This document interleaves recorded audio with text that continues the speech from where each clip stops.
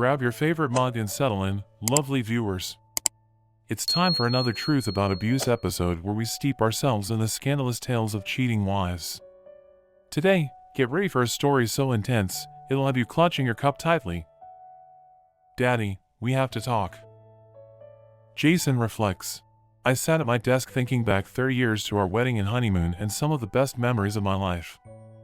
As I reflect upon these cherished memories of our honeymoon in Hawaii with Maggie, I'm overcome by a profound sense of nostalgia and gratitude.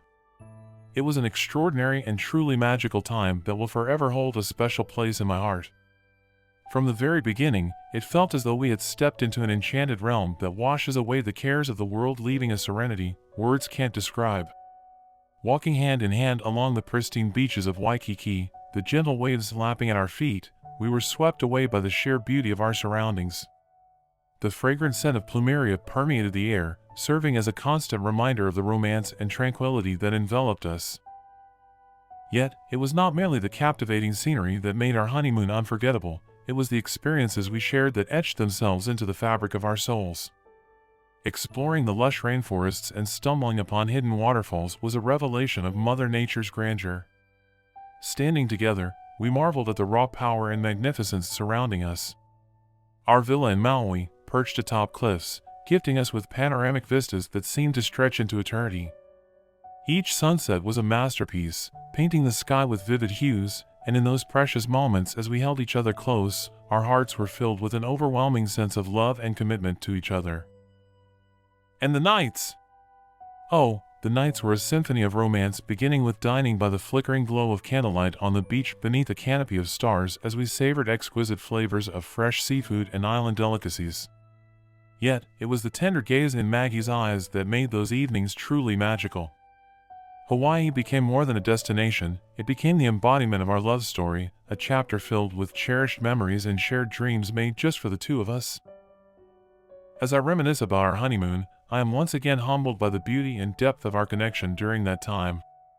Hawaii served as a catalyst for our love, nurturing our bond and providing us with moments of unparalleled joy and serenity. It is with heartfelt gratitude that I cherish the precious memories we created together in this haven of romance. Now, 30 years later, lost in my thoughts, my secretary came into my office and watched me stare out the window for a moment, then asked, "Jason, what or who do we thank for your good mood lately? Have you won the lottery or something? Care to share?" At that moment I realized that I had been smiling and indeed had been in a good mood for the last 2 weeks. I explained that my wife had become extra attentive and loving lately, and for the first time in many years I was appreciated and loved. I finished by saying I felt like I was on a second honeymoon, and for the first time in years looked forward to being with her all the time and couldn't get her out of my head. During these last 2 weeks, I found myself calling my Maggie several times a day just to hear her voice, telling her how much I loved her and missed her. I was acting like a love-struck high school teenager, but I didn't care. I was happy again, and didn't want it to stop. Maggie and I had a strong marriage, but a 30-year relationship can become less exciting and more mundane. But for the last 2 weeks Maggie has been frisky, wanting to have sex almost every night, and doing things to me she hadn't done for years. I never once had any suspicion or thought that the change in her affection was anything other than a rebirth of our marriage. I planned to surprise her with a romantic evening, and left work early. With a smile on my face, I paid for the 24 roses at the florist and filled out the heart-covered card expressing my love, then stopped at the liquor store and bought her favorite bottle of wine along with a large box of chocolate-covered cherries, her favorite. Tonight, I was not just going to tell Maggie how much I loved her, how happy she's made me, but I was going to surprise her with the 7-day cruise I purchased for us to celebrate our love.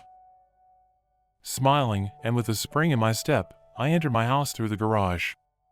Walking up the steps to the kitchen, I saw Brandi, our 29-year-old daughter, instead of my loving wife Maggie, sitting at our kitchen table. I smiled as I kissed her on her forehead and said hello. "Hi baby, where's your mom?" I've always heard every guy say that these next words are the most difficult to hear from a woman, but until you actually hear them, you'll never really understand. Daddy, we have to talk. Chapter 2, 2 weeks earlier. Brandi, I'm not sure about this. I love your dad so much, and I'm afraid going through with this will hurt him. Mom, Dad loves you and he will understand. I mean, you said it yourself. You need something more than you've been getting and Dad's not getting any younger. I know he will understand your needs and let you have this one-time thrill. Brandi, there is no way I can face your father and tell him I have a date with another man. I just couldn't do that. Then let me do it. Alexander will be expecting you at the restaurant at 7 p.m. and you'll be ready to leave by 6 p.m. I'll be here when Daddy gets home and explain everything to him, and you will have that experience you've been craving.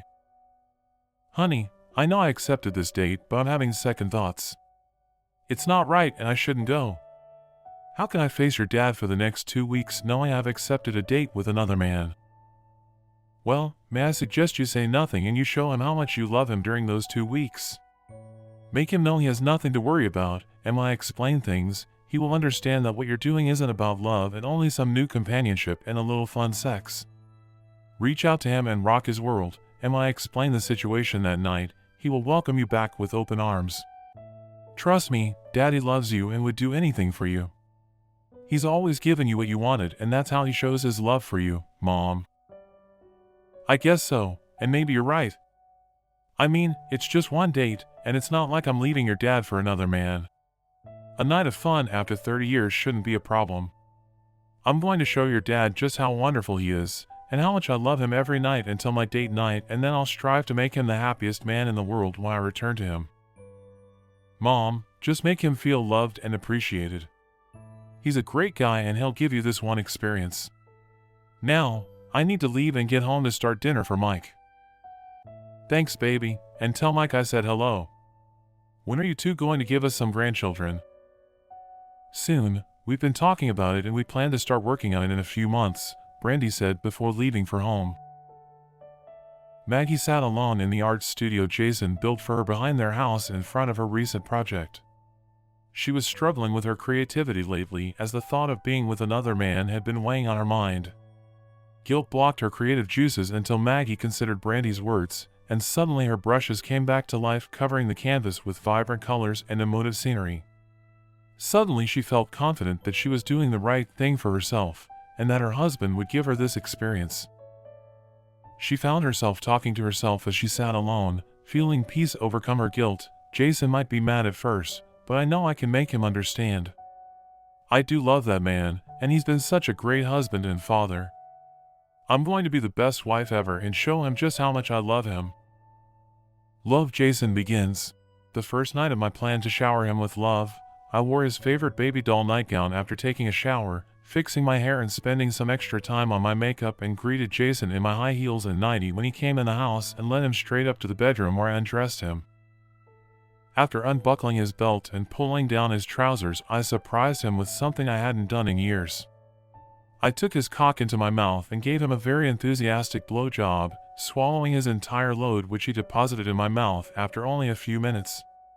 His smile made me feel warm and happy to be able to do this for him, and I wondered why I haven't been doing this all along.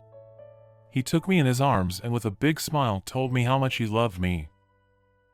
Maggie, that was the best welcome home I've had in years. What's the occasion, baby? I just wanted to show you how special you are and how much I love you. Did you like it? I loved it, and it's been so long I forgot just how much I missed it. That made me feel good, and I pulled him down onto the bed with me and we kissed for several minutes. He eagerly removed my wet panties and took me like a wild man, fucking me for the next 10 minutes. After 3 amazing orgasms, he erupted inside my pussy. This was the best sex we've had in years, and I started to rethink my date with Alexander. For the next 2 weeks, our sex life had reached new levels of excitement, and Jason was a new man, smiling, laughing, telling jokes, and being so loving, just like we used to be. I was happier than I'd been in a long time and reconsidered my plans for that date night again. I even told Brandi how things had changed, and that maybe I didn't need the experience anymore because Dad and I got our mojo back. Mom, that's great! But don't give up yet.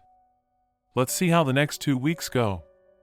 Just enjoy each other and see where it leads. No need to cancel anything just yet. Let's see how you feel after 2 weeks, and you can always cancel at the last minute. I'm sure Alexander would understand, but you need to realize that you may never have this chance again. Okay, you're probably right. Tell me more about Alexander. I know he's your friend's dad, but tell me again about his situation. Sure, Mom. When he learned his wife, Mary, had an inoperable brain tumor, he took a leave of absence from work and spent every second with her until the moment she died. She was the love of his life, and after her death he became a shell of his former self. Other than going to work, he never left the house and turned into a recluse, not talking to his family or friends. Her death created a hole in his heart he could not fill. For the last 3 years he's become depressed and a quiet man. When Mary and I suggested he get out and start dating, he explained there wasn't anyone he knew, or how to be with anyone except his wife Mary. Mom, listening to this wonderful man brought tears to my eyes, and it occurred to me I may have the solution for both of you. I told him about your deep love with Dad for 30 years and how great a wife you've been. I told him how your love life had become stagnant over the years, and how Dad had slowed down as he grew older. I told him how we discussed going on a date for some excitement, not a long-term affair, but a friend to be with and maybe something more, but nothing long-term, as you would never leave Dad. When he saw your photo, his eyes lit up and he smiled and asked me if I thought you would want to go out with him. Here's the conversation we had. Mr. Connor, I can assure you when I show my mom your photo and tell her all about you, she would jump at the chance. She's a few years older than you. Will that be a problem? Not if she looks like this, not at all. I'd love to spend some time with her. What about your dad? Will you really let her go out with me? I mean, it's his wife. Like I said, leave that to me. Daddy will do anything for Mom to make her happy, and she needs this as much as you do. I think you two can help each other and become good friends. Leave it to me and I'll set it up. I'll speak with her, and if she agrees I'll give you her number, and then you can arrange the date and night together. Night? What do you mean? Mr. Connor, you two are adults. Both need each other. Be creative and plan for an evening and night together. So, you can see he thinks you're beautiful and would love to spend the night with you if you were interested. I'll give him your cell phone number and tell him to call you during the day. He's really good looking and about 10 years younger than you, and I know you'll be happy. He just needs some companionship and a friend, and I know you can help each other. The next day Alexander called Maggie, and after a great conversation, he asked her to be his date and spend the night with him. She felt like a schoolgirl when he told her how pretty she was in the photo and how wonderful it would be if she would go out with him. The excitement from doing something so different and his flirtations caused her panties to moisten. She felt a stirring as she listened to his deep baritone voice, and placed a finger over the material of her pants and rubbed her pussy as she spoke with him. She accepted the date and told him she looked forward to meeting him. He told her he would pick her up, but she said she would rather meet him at the restaurant. They texted each other daily and flirted with each other more and more as their date night approached. By date night, Maggie's text would not pass the most basic wife test. She found herself constantly aroused as she imagined what she was about to do. She made sure she didn't forget Jason, and put even more energy into their love-making every night. Jason was now walking around with a grin plastered to his face as Maggie walked around with a dripping pussy and an uncontrollable urge for sex. This was a new level of excitement which she enjoyed beyond her dreams. Chapter 3, Daddy, we have to talk. I loved my daughter and thought she was the prettiest girl in the world. I was so proud of her and how she developed into the woman she was today. I wished I had spent more time with her growing up, but I worked hard to provide them a great life, and made sure I was always there for her as much as I could be. I smiled when he saw her but was confused. Honey, what are you doing here and where's your mom? I said as she watched me put the 24 roses on the table along with the bottle of wine and box of chocolates. I have a special surprise for your mom tonight, and I can't wait to see her. Reaching into my jacket pocket, I took out the travel envelope and removed the travel plans and the 7-day cruise tickets. I'm taking your mom on the new Love Boat for a 7-day cruise, and I can't wait to see her face when she finds out. Don't say anything when she gets home. I want to surprise her. Daddy. Calling me Daddy always made me smile as I remembered when she was a little girl and sat on my lap. but I knew something was wrong. There were tears in her eyes, and she was all choked up, worrying about what I was about to hear. "Daddy, we have to talk," she said as a tear fell from her eye. She saw the concern on my face. "What's wrong? Did something happen to Mom?" "No, Mom's just fine. Please just sit down and let me explain." I sat down and looked into her tear-filled eyes as she struggled to continue. After a moment, she started to speak. "Daddy, you know how much Mom loves you, and she's told me how great things have been between the two of you lately." "Yes, and I love her as well, and that's why I want to show her how I feel." Now, seeing her tears, I knew whatever she was going to tell me wasn't going as she had planned. "I'm so sorry, Daddy, but Mom's out on a date." I sat there quietly hearing the words, but not understanding their meaning. Her tears were flowing now as my brain connected the dots, bringing out a bit of anger. "Brandi, what are you talking about? Where's your mother?" I demanded in a loud voice which made her fearfully recoil away from me. "Mom really loves you, Daddy, and you might take this the wrong way, but Mom went on a date with another man and won't be home until tomorrow. She couldn't tell you herself, and I volunteered to break it to you because she couldn't stand to hurt you. It's only one night and Mom will be back tomorrow." "Is this a joke? You can't be serious. Your mother would never do anything to betray me like that. She's been so loving and we've been so close." "I don't believe it." "Daddy, she loves you and just needed to do this one thing. After 30 years of marriage, she wasn't feeling good about herself and needed something more in her life, just one time. Nothing will change between you, except she will love you even more for giving her this." I fixed an intense glare at my daughter. "Brandi, why are you involved? Your mother should never have brought you into this, and I need to discuss this with her, not you. How did she get you in the middle of all this?" "Daddy, you know that Mom and I have always been very close, and we tell each other everything. She told me how things have slowed down in the bedroom between you two and how she didn't feel desirable anymore and needed some excitement. My friend's dad lost his wife a few years ago. He's been so depressed and also needed some companionship, and I kind of introduced them." I quickly stood up, knocking my chair over behind me. "What the fuck? Are you kidding? You introduced them and arranged for your mother to date another man? Is that what you're saying?" With her head lowered, her eyes looking at the floor, she didn't speak. I was now pacing back and forth in the kitchen trying to wrap my head around this train wreck. "God damn it, Brandi! Answer me!" I yelled, now standing over her. "Did you set this up? My wife, your mother, is on a date with your friend's dad and you arranged it?" Spit flew out of my mouth with these angry words. "I'm so sorry, Daddy, but yes. When you say it like that, it sounds bad, but I did it out of love for Mom and my friend's dad." "Holy hell, what have you done? Love for your mom and your friend's dad? What about your love for me? What am I, trash you can shit on and expect me to accept whatever comes my way? Where is she now? And what did you mean, she won't be home until tomorrow?" "Daddy, he took her to a restaurant, I'm not sure which one, and then they're spending the night together, but just this one time. She'll be back tomorrow and Daddy, she loves only you. That's all she kept telling me for the last 2 weeks is how she loves you, and didn't want you to be hurt by this. It's only a date, and one night away. She knew you would understand and give her this one time." "So, that's it? I'm a sucker for believing the last 2 weeks her renewed attentions were out of love, but now you're telling me it was her way of expunging her guilt and making me her cuckold. Well, this isn't going to work out well for anyone, I can assure you of that." Still in tears, she pleaded with her father, "Daddy, it's not like that at all. She would never fake her love or hurt you in any way. Just the opposite, she did all she could to let you know she loves you. Daddy, can't you just give her this one night? You know she loves you and can't live without you.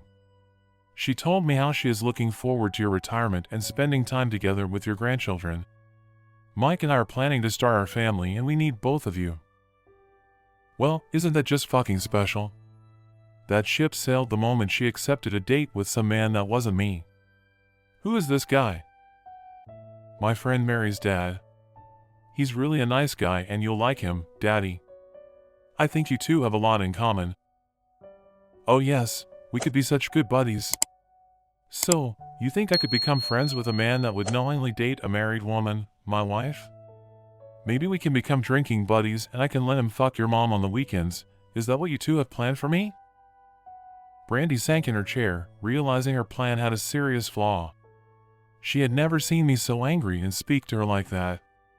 Chills ran down her spine as she cowered from my rage. As I paced around the room, I finally regained control of my emotions, turned to my daughter and spoke in a venomous voice. A voice she never wanted to hear again.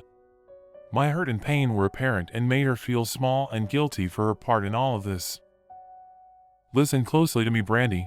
I need you to leave now. I need some time alone to understand what the two of you have done to me tonight. I don't want to see or hear from you. Don't call me. Don't text me. Ever. Your betrayal is unforgivable, and as of now I don't have a daughter. You're dead to me. Do you understand what that means? I'm no longer your father, and I have no daughter. Now get out of my house, and never speak to me again.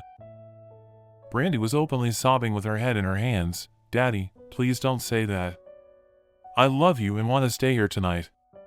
Mom and I plan for me to stay with you. We don't want you to be alone.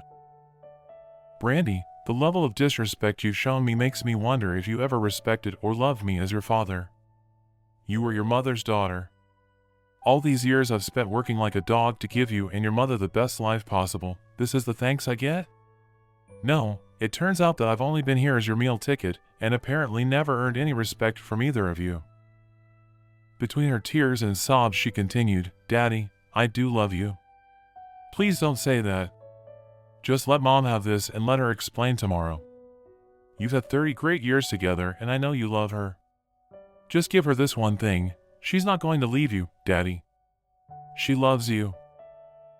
She can have her one thing, two things, or 1,000 things, but she will never have me again. This is beyond my capacity for forgiveness. There will be hell to pay to all parties involved, including the lonely man that took my wife, a married woman. Now, leave. You've shown your true colors. You still have your mom, nothing will change for you, the two of you were meant for each other. As I said, Brandi, in my heart, you are no longer my daughter, now please just leave me alone. As tears rolled down her face, she literally ran out of the house in pain. Pain she had never felt before. She never considered her daddy would respond like that. Did he really disown her? For the first time she realized that she may have crossed the line in helping her mom with this idea. She knew he loved both of them, and could clearly see he was angry, no, furious, and prayed he would forgive them. Jason takes action. Right after Brandi left, I called Maggie's cell phone, which went straight to voicemail. I left her several messages begging her to call me and to come home.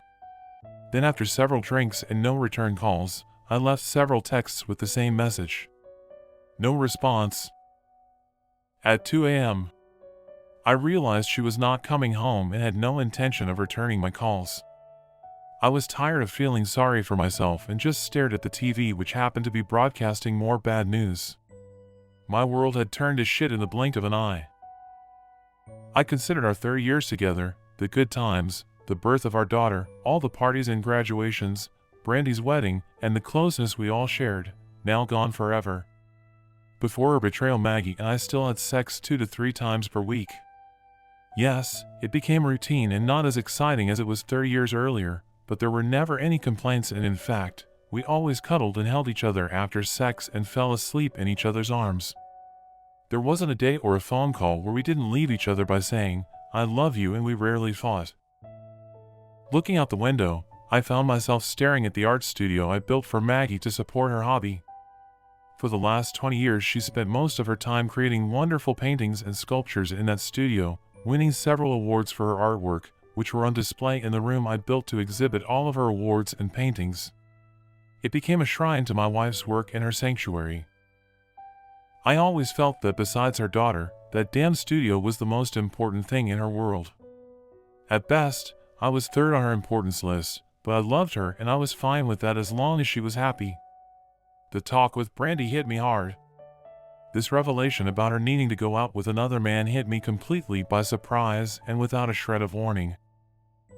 Apparently, all the years of long hours at work providing for the family kept me too busy to see that she wasn't satisfied with me or our marriage. Doing this to us without talking to me, and instead sharing this with Brandi, was humiliating and fueled my anger. I reflected on my life, my home, and my future. I inherited my home and property from my grandfather, and it was in my name before we were married. There was no mortgage on the property, which got me thinking. In my drunken state, with my anger spiking, I started to consider ways to hurt Maggie like she hurt me tonight. As I continued to look out the window at her studio, the devil sitting on my shoulder whispered in my ear. Maybe it was the alcohol, maybe it was the pain from the betrayal, or the humiliation in front of my daughter that I was feeling, but I was suddenly energized. With that renewed energy, I jumped off the couch and replaced my sorrow with action. I made over a dozen trips to our bedroom and gathered every piece of her belongings and brought them to the studio. All of her expensive shoes, dresses, clothes, lingerie, jewelry, and everything that belonged to her was now on the floor, in the middle of her sanctuary, the art studio. For the next hour, I went through the house and collected every photo album, including all of our wedding photos, and placed them on top of the growing pile. Then I remembered she had some items in the attic, which were vacuum sealed. I found her wedding dress, baby clothes, and many more sentimental items and dragged them to the pile, which was now about 4 feet tall. It's amazing how much one person can collect over the years. Then I took all her paintings off the wall and placed them on the pile. The sculptures, all of her sketchbooks, and everything she loved was now part of the growing mound of items. It was now 5 a.m. and I was still jacked up. I told myself I would not do anything until 6 a.m., giving her a chance to come home or return my calls and texts. If I didn't get any response, or she was not home, I was going to finish what I started. I went through the house one more time, making sure I had everything she owned and cared for applied in the studio. At 5:30, I took the 5-gallon can of gasoline from the garage and made my way out to the studio, preparing for the 6 a.m. deadline. During this time, I went online and canceled joint credit cards and moved money in our accounts, took the cash out of the safe and packed a few suitcases. I then placed them in my truck, as I would be spending some time away until the attorneys figured things out. I waited an extra 5 minutes for her to return, and at 6:05, I gave up my last bit of hope and poured the gasoline on the pile and along the walls of the studio. With a deep sigh, and after a few seconds of hesitation, I made the decision and threw a lit match on the floor, which instantly ignited the pile of her treasures. The fire spread quickly, and before I left the driveway, the flames were already noticeable from the street. The fire quickly consumed her world and everything she loved. As I drove down the highway, a sudden realization struck me, magnified by the terrible state I was in. A terrible sadness engulfed me, and tears began streaming down my face. In that moment, it became clear that my once beautiful marriage had met the same fate as the studio. It had gone up in flames. What I didn't anticipate is the fire jumping from the studio to the back porch, which went up in flames along with the art studio. Fortunately, the firemen working on the studio were able to put out the fire on the porch and save the home. The home had serious smoke damage and would be unlivable until the damage could be repaired. While all this was happening, I had checked into a Motel 6 along the highway about 90 miles from the smoldering ashes that was once my marriage, and paid with cash. I didn't want to be found until I was able to think straight, and using credit cards would have made it easy if the police were looking for me. I hadn't slept and was running on adrenaline until I opened the door to my room. I shut off my phone and collapsed on the bed, falling into a deep sleep, and didn't wake up until the next afternoon. My phone started to light up once I turned it on. I had dozens of missed calls and text messages from Brandi, Maggie, and the sheriff. Chapter 3: Maggie's Date. After getting out of the Uber, I met Alexander at the restaurant and was nervous and excited to see this handsome young man waiting for me at the hostess desk. He smiled when he saw me, admiring my little black dress, black sheer pantyhose, and matching high-heel pumps. His eyes were drawn to my exposed cleavage enhanced by my black shelf bra. I spent hours at the salon earlier in the day having my hair and makeup done to perfection. I wanted this one-time thing to be exciting and memorable and perfect for him. My date seemed satisfied by what he saw, and the way he fixed his hardening manhood emphasized his reaction. My confidence grew knowing he liked what he saw and welcomed his tender kiss as he greeted me. We started at the bar and sat on one of the bar stools, and as I scooted up, I saw him peek at my nylon-covered legs all the way to my exposed panties. We both smiled as he ordered our drinks. I decided to turn my phone off so nothing would interrupt the night's activities. I knew this night would never happen again, and I was going to enjoy every moment. We had chemistry together and got along as if we were old friends. I found myself touching his arm and flirting, which was not something I usually did with anyone, including Jason. But I was going to let my inner slut free tonight and enjoy the experience. As we were finishing our second drink, the cute hostess informed us our table was ready and escorted us to our seats. Dinner was wonderful, and I was enjoying the conversation and our time together. When he asked me if I still wanted to spend the night with him, I removed one of my heels and placed my foot between his legs. I started rubbing the material of his pants as my toes massaged his crotch as his cock hardened from my playful teasing. When he looked down at my red toenails peeking through the sheer nylon covering my foot rubbing his cock, he smiled and said it's time to leave. Holding hands, he led me to his hotel room which he had already arranged. When the elevator opened at the 14th floor, I realized what I was about to do and thoughts of Jason suddenly entered my head. He must have noticed, because he pulled me into his strong body. When I looked up at him, he gave me a romantic kiss, the likes of which I hadn't experienced before. That was all it took for me to forget my husband and my marriage. I was going to be his tonight, and enjoy this experience. Once in the room, he wasted no time and unzipped my dress. As it fell to the floor, he removed his clothes and stood before me exposing his rock-hard cock. He spun me around and told me how sexy I looked and then removed my bra and lowered me to the bed. I don't know how long it lasted, but Alexander made love to my breast and nipples with his tongue. It was so sensual and loving that I felt my pussy dripping with anticipation of things to come. I took his cock in my hand and felt his heat and hardness as I got on my knees and worshipped his beautiful tool for the next 10 minutes. He couldn't take it anymore and forcefully removed my pantyhose and ordered me to put my heels back on because he found it so sexy. This made me feel a little naughty, and being told how sexy it was brought out my inner slut. Then he effortlessly picked me up as if I was a rag doll. As he stood tall, he then positioned me so my legs wrapped around his body. He then did something I've never experienced before. As he started kissing me, he slowly lowered me onto his cock. As our tongues continued to explore each other's mouths, I felt the tip of his cock pressing on my pussy lips. Then slowly his throbbing manhood entered me as I let out a gentle moan into his mouth. Still lip-locked, he then lowered me until I was completely impaled by his engorged cock, and that's when I experienced my first of many orgasms that night. I'd never orgasmed so fast or hard for Jason, and found myself comparing this man to my husband. I knew that wasn't good, and quickly put Jason out of my mind and only focused on this handsome man who was now pounding me into oblivion, still standing beside the bed. Alexander then threw me down onto the bed without disengaging.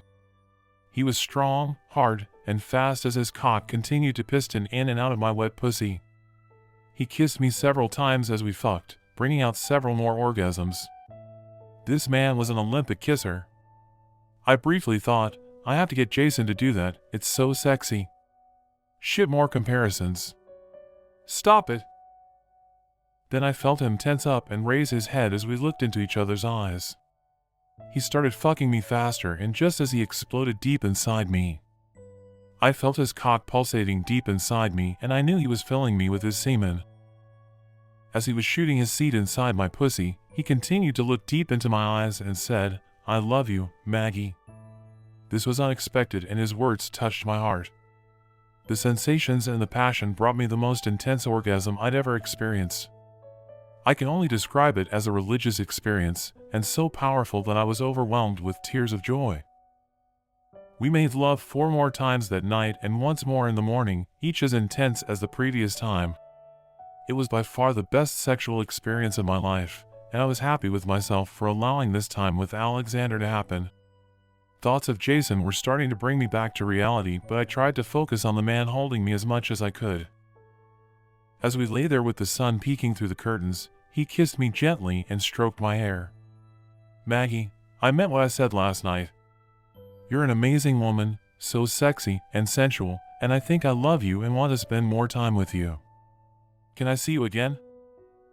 Suddenly I became concerned and tried to be gentle. Alexander, it was the best sex I've ever had, and you're a wonderful, sweet man, but I'm happily married and can't do this again. This was a one-time experience and I loved it and you were amazing. You're a wonderful lover and I enjoyed every second. Maggie, think about it before you say no.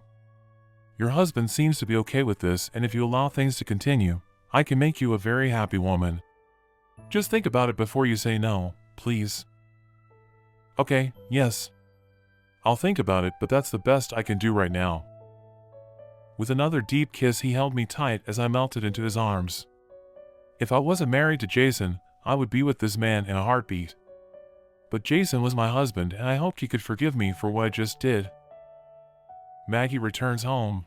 After breakfast, we left the hotel, and as he drove me home, I turned on my phone for the first time since my date started last night. I was shocked to see all the missed calls and text messages. I saw Jason's text and felt a pang of guilt stab me in my heart. The dear man was hurting and I wasn't there for him. I felt a tear in my eye realizing his pain was caused by me. Then, before I could go to my next text, the phone rang as Alexander turned into my neighborhood. Mother, where are you? Hi baby, I'm almost home. Mother, there was a fire at your house. We tried to call you all night, but I guess you shut your phone off. A fire? Where's your dad? That's just it, Mom, he's gone. Nobody knows where he is and he's not answering his phone either. I have a bad feeling about this, Mom. I'm almost there. I'll call you back. When Alexander turned the corner to my street, I saw the fire truck and police in front of our house. From the front of the house, I didn't see any damage and asked the fireman what happened. Are you the homeowner? He asked as all the neighbors were watching me as I stood with the unknown handsome man, my date. Yes, I'm Maggie Spencer. Well, Mrs. Spencer, we were able to save the home with only damage to the back porch, but I'm afraid you won't be able to stay here until you can call for a cleanup from the smoke damage inside your home. The main damage was to the small cottage behind your home. I'm afraid it's a total loss. I felt my legs give out as Alexander caught me and helped me sit down on the curb. My studio? Is it damaged? Sorry, Mrs. Spencer, there's nothing left but smoldering ashes. We'll be investigating the cause of the fire, but for now the police detective has some questions for you. I quickly stood and ran to the back of the property before Sergeant Wilson could ask me any questions. He caught up with me as I stood in front of the remains of my most prized possession. I immediately realized that Jason must have done this as revenge for my actions. Mrs. Spencer, do you have any idea what happened here? Sergeant Wilson asked. No, I was away last night and I have no idea. Are you her husband? He said, turning to Alexander. No, just her friend. I felt my face turn red with embarrassment when the sergeant gave me a knowing look and asked where my husband was. I told him I didn't know. When he asked where I was last night, I shyly said I was with Alexander at the Hilton downtown. The looks I got from the sergeant and his assistant made me realize the seriousness of my situation. I just admitted that I spent the night with a man other than my husband, who was now missing. The detective now had questions. Mrs. Spencer, are you and your husband estranged? Would you know where he was last night? No, we're a happily married couple, and I realized how stupid that sounded after admitting I spent the night with another man. Do you know where he is? No, he's not answering his phone. We will want to speak to him, so when you talk to him, please give him my number, he said, handing me his card. I was shaking with anger and fear. Anger at the loss of my sanctuary and all the years of the works I've created. All gone, forever. Fear of the thought that Jason could be so angry as to do this and what that means to my marriage. I had to speak with him as soon as possible. I called Brandi. Brandi, do you know where Yo? No, I haven't spoken to him since last night. Why didn't you stay here with him as we planned? Mom, he threw me out and told me I wasn't his daughter any longer. Hearing those words sent a chill through my body.